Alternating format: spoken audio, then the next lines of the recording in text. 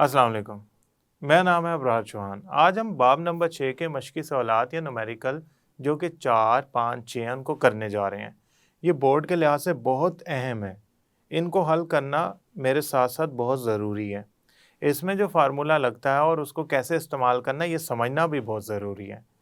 आज के इस लेक्चर में आपका कैलकुलेटर आपके पास होना चाहिए। हम इन सवालात को हल करने की कोशिश करते हैं और उसका तफसीली जायज़ा लेने की कोशिश करते हैं। तो चलते हैं हम अपने लेक्चर की तरफ। आज का हमारा जो मौजू है वो बाकी सवालात हैं जो मशक़ी सवालात या न्यूमेरिकल्स जिसे हम कहते हैं उससे मुतल्लिक। ये 3 न्यूमेरिकल्स हैं, मशक़ी सवालात हैं। ये 4 नंबर के इंतहाई अहम तफसीली सवालात में आ सकते हैं। दूसरी बात यह है कि ये सवालात इस्तेमाल होंगे आपके तजर्बा गाह के अंदर तजर्बा करते हुए। तीसरी बात यह है कि ये आपकी 11वीं और 12वीं जमात में भी इस्तेमाल होते हैं। तो आपने इस बात का ख्याल रखना है कि जो आप ये पढ़ रहे हैं इसका इस्तेमाल भी जानें। उसके लिए आप प्रैक्टिकल्स के मुतल्लिक पढ़ें, उसके बारे में देखें वो कैसे किए जाते हैं। अपने उस्ताज़ इकराम से तजर्बा गाह में जाके उन तजर्बों के बारे में पूछें कि ये वहाँ कैसे इस्तेमाल हो सकते हैं। लिहाजा मेरी कोशिश होगी कि मैं इसके साथ साथ आपको समझाता जाऊँ ये हो क्या रहा है। न्यूमेरिकल हल करना, मशक़ी सवाल हल करना तो कोई इतना बड़ा मुश्किल काम नहीं है। आपने मालूमात इकट्ठी करनी है, आपने फार्मूला देखना है कौन सा लगना है और आपका सवाल हल हो जाएगा। लेकिन उसका फ़ायदा कहाँ है, ये कैसे आपके काम आ सकता है, जिसे आप तजर्बा गाह या लेबॉर्ट्रीज़ कहते हैं कि उधर वर्क कैसे करता है, काम कैसे करता है। इसके बारे में भी थोड़ा सा हम इस लेक्चर के अंदर पढ़ते जाएंगे, क्योंकि हमने जब ये सोल्यूशन तैयार करने हैं तो हमें वहाँ मुख्तलिफ़ चीज़ों से वास्ता पड़ेगा। सबसे पहले सवाल नंबर 4। अगर 400 cm³ सोल्यूशन में 20 ग्राम सोडियम क्लोराइड हल किया जाए तो इसकी मोलैरिटी क्या होगी। अब ये एक ऐसा सवाल है जिसमें आपने मोलैरिटी निकालनी है। मीन्स हमने निकालना क्या है, मोलैरिटी यह आपने निकालनी है। और हमें मालूमात क्या पता है, हमें मालूमात पता है वॉल्यूम सोल्यूशन का 400 cm³, हमें मास पता है सोल्यूट का। आप फ़ौरन कहेंगे कि सोल्यूट का मास जो है वो 20 ग्राम है क्योंकि ये लिखा हुआ है। अब यहाँ पे एक सवाल पैदा होता है, क्या वॉल्यूम को 400 cm³ भी लिखा रहने दो, मोलैरिटी में निकाल रहा हूँ। तो मोलैरिटी निकालते हुए मैं वॉल्यूम को cm³ में नहीं लिख सकता, मुझे उसे dm³ में लिखना होगा। और ये मैं पहले ही आपको बता चुका हूँ एक बात कि जब आप वॉल्यूम जो cm³ में आपको दिया गया हो उसे 1000 से तकसीम कर दें तो वो जवाब आपका dm³ में तब्दील हो जाएगा। तो इस वॉल्यूम को अगर मैं 400 cm³ को 1000 से तकसीम कर दूं तो मेरा जो जवाब आएगा वो आएगा dm³ में, वो आएगा dm³ में। ये बना 0.4 dm³।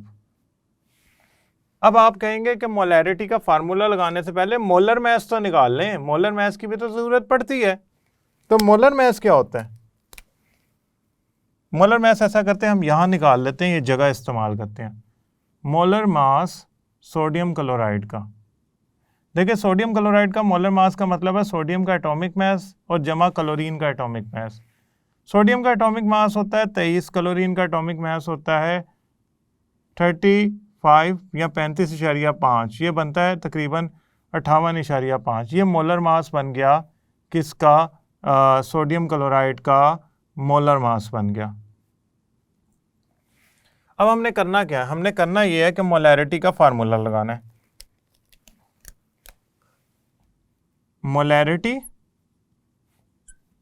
बराबर होती है, तफसीली फार्मूला लगाना है, मास सोल्यूट का, मोलर मास सोल्यूट का, ज़रबे वॉल्यूम dm³ में। अब ये सारी चीज़ें आपने यहाँ पे लगा देनी है। मास कितना है सोल्यूट का, 20 ग्राम। ये अगर मिलीग्राम या किलोग्राम में होता है ना तो इसे ग्राम में आप तब्दील करते हैं। मोलर मास क्या है, 58.5 ग्राम पर मोल। याद रखिएगा मोलर मास के जो यूनिट होते हैं, अगर मैं इसके यूनिट लिखना चाहूँ तो मैं लिखूँगा ग्राम पर मोल या ग्राम बटा मोल। वॉल्यूम कितना आया 0.4 DM³ ये DM³ में क्यों लिखा है यहाँ, ये बताने के लिए कि आप न्यूमेरिकल में या मश्की सवाल में ये अक्सर गलती करेंगे कि आप वॉल्यूम में वैल्यू जो है वो cm³ की लगा देते हैं। अक्सर तालिब इल्म ये गलती करते हैं, आपने नहीं ये गलती करनी, आपने उसकी जगह DM³ वाली जो वैल्यू है, मिकदार है, वो लिखनी है। और अगर आप कैलकुलेटर पे इसको हल करते हैं इस सारी चीज़ को, तो आपका जवाब आएगा 0.85 मोल बटा DM³। अब ये मोल बटा DM³ को ना मोलैरिटी का यूनिट कहते हैं। तो इसका मैं जवाब कुछ यूं लिखूंगा कि मोलैरिटी मेरी 0.85 आई है, ये मोलैरिटी। इसकी जगह M कैपिटल बड़ा भी लिख सकते हैं। ये आपका जवाब आ गया। फार्मूला लगाया, फार्मूले में वैल्यूज लगाई और मेरा जवाब आ गया। अब हम करने जा रहे हैं सवाल नंबर 5। हमें इस न्यूमेरिकल में पूछा जा रहा है इस मश्की सवाल में कि MgCl2 का 0.4 मोलर 100 cm³ सोल्यूशन तैयार करें तो MgCl2 की कितनी मिकदार चाहिए। यानी कि आपने इतनी मोलैरिटी वाला सोल्यूशन बनाना है इतने वॉल्यूम का, आप बताएं कितना मास चाहिए। तो फार्मूला तो यकीनन इससे यही लगना है, लेकिन हमारे पास मालूमात क्या है वो ज़रा देख लेते हैं। मोलैरिटी क्या है 0.4 मोलर, वॉल्यूम क्या है 100 cm³। फ़ौरन कहेंगे आप सर मोलैरिटी है, इसको तो तब्दील करें DM³ में। कैसे तब्दील करेंगे, इसको 1000 से तकसीम करके हम इसे 0.1 DM³ में बदल लेंगे। हमें मास पूछा जा रहा है, हमसे पूछा जा रहा है कि मास बताएं MgCl2 का या मैग्नीशियम क्लोराइड का। तो आप कहेंगे सर मोलर मास तो आपको फिर चाहिए होगा, तो मोलर मास निकालना पड़ेगा। मोलर मास मैग्नीशियम क्लोराइड में मैग्नीशियम जो होता है वो 1 होता है और क्लोरीन जो होते हैं वो 2 होते हैं। MgCl2 में 1 मैग्नीशियम 2 क्लोरीन होते हैं। मैग्नीशियम का मास होता है 24, क्लोरीन का मास होता है 2 है ना, 1 क्लोरीन का मास होता है 35.5। तो अगर आप इसे कैलकुलेटर पे हल करते हैं तो आपका जवाब आएगा, तो इसका जवाब आएगा आपके पास 95 ग्राम पर मोल। ये मोलर मास आ गया।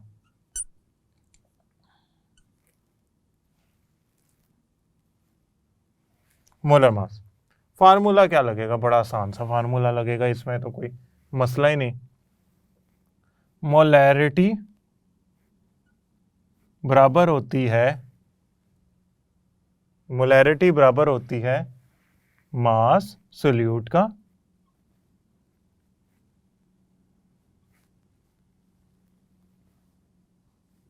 मोलर मास सोल्यूट का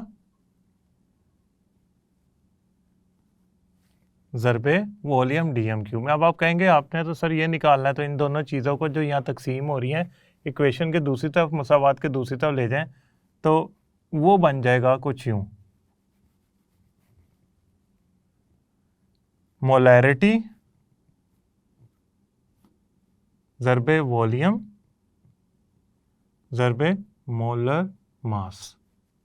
तो ये आपका आ जाएगा मास सोल्यूट का।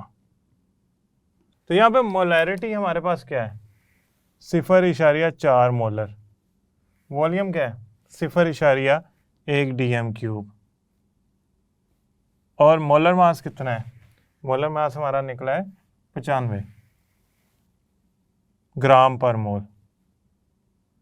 अब इन सारों को आपने कैलकुलेटर पे हल करना है, और कैलकुलेटर पे हल करने के बाद जो इनका जवाब आएगा वो आएगा 3.8 ग्राम। तो जो आपका मैग्नीशियम क्लोराइड की मिकदार चाहिए थी, जो ये हमसे पूछा जा रहा था कि मैग्नीशियम क्लोराइड की कितनी मिकदार चाहिए होगी इतना मोलर इतने cm³ सॉल्यूशन बनाने के लिए, तो हमें मैग्नीशियम क्लोराइड की मिकदार जो चाहिए होगी वो चाहिए होगी 3.8 ग्राम। तो फार्मूला तो वही है, बस उसको आगे पीछे करके हम अपने मुताबिक तब्दील कर लेते हैं और उससे जवाब निकाल लेते हैं। अब हम करने जा रहे हैं छठा सवाल। ये बहुत ज़रूरी है और बहुत अहम है। लेबॉर्ट्री में 12 मोलर यानी कि कंसनट्रेटेड सल्फ्यूरिक एसिड या H2SO4 पड़ा होता है। H2SO4 सल्फ्यूरिक एसिड जो है ये गंधक का तेजाब भी कहलाता है। किसी भी मुल्क की जो इंडस्ट्रियल तरक्की होती है, इंडस्ट्री की तरक्की होती है, उसको इससे उसका मुजाहिरा इसके ज़रिए किया जाता है कि ये कितना इस्तेमाल हुआ है। खैर, सल्फ्यूरिक एसिड या गंधक का जो तेजाब है वो 12 मोलर होता है। हमें सिर्फ इतना चाहिए, यानी कि 0.1 मोलर चाहिए 500 cm³ वाला, किससे? 12 मोलर में से। यानी कि 12 मोलर में से कितना हम सल्फ्यूरिक एसिड लें, उसमें पानी डालें तो ये चीज़ें बन जाएंगी। आसान लफ्ज़ों में बताऊं, वो पूछना चाह रहा है कंसंट्रेटेड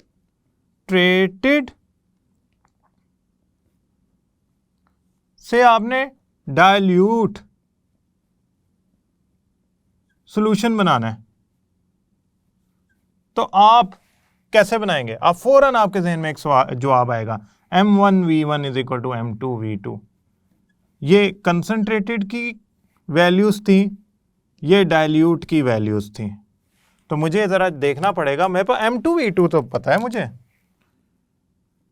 डाइल्यूट का मोलैरिटी कितनी थी? मोलैरिटी थी 0.1 मोलर। उसका वॉल्यूम कितना था? वॉल्यूम, वो डाइल्यूट का वॉल्यूम था 500 cm³।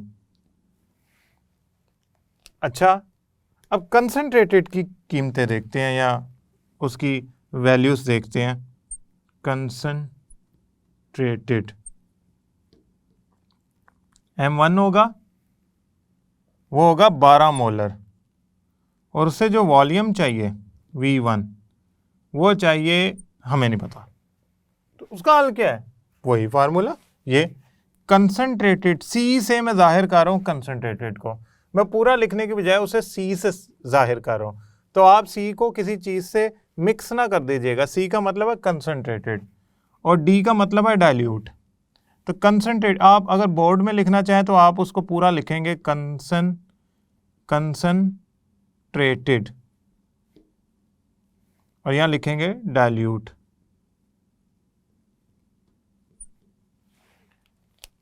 इसका फार्मूला क्या था? M1V1 M2V2। चाहिए क्या? वॉल्यूम चाहिए V1, तो V1 इधर ही रहने दें, M2 को ज़रब दे दें V2 से। इधर M1 ज़रब खा रहा है तो दूसरी जगह जाके क्या हो जाएगा? तकसीम हो जाएगा।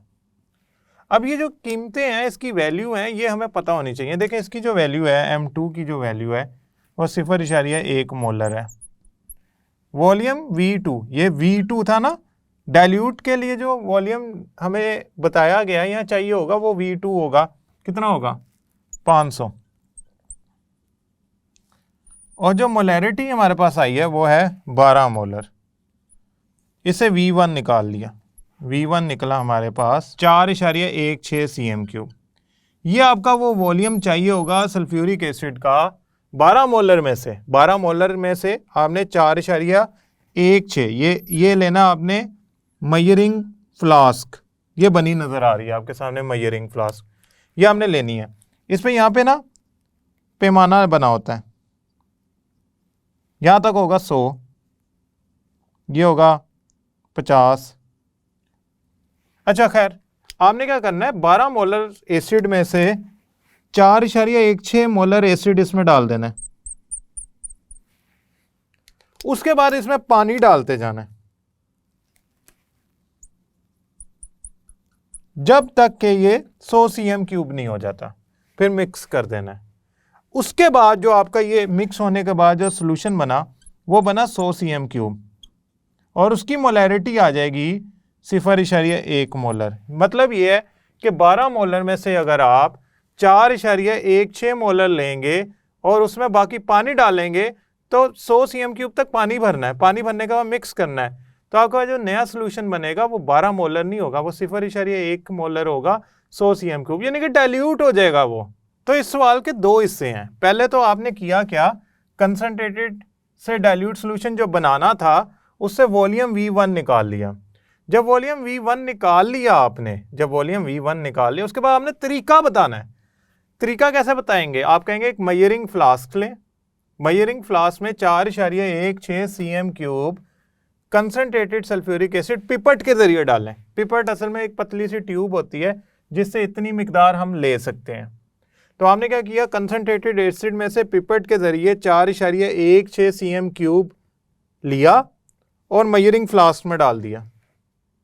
उसके बाद आप इसमें पानी भरना शुरू करें, पानी भरते जाएं जब तक 100 cm³ का मिकदार नहीं आ जाती। जब 100 cm³ की मिकदार आ गई तो समझ जाएं आपका सोल्यूशन बन गया 100 cm³ का। आप उसे मिक्स करें और मिक्स करके आप अपनी तजर्बा गाह में रख दें कि अब ये 0.1 मोलर सोल्यूशन बन गया है। 0.1 मोलर एक डाइल्यूट सोल्यूशन हो गया ना, पानी डालने से वो 12 की बजाय कम हो गया, 0.1 पे आ गया। कितने cm³ का? 100 cm³ का। मैं उम्मीद करता हूँ ये लेक्चर आपको समझ आया होगा। अगले लेक्चर तक के लिए अल्लाह हाफिज़।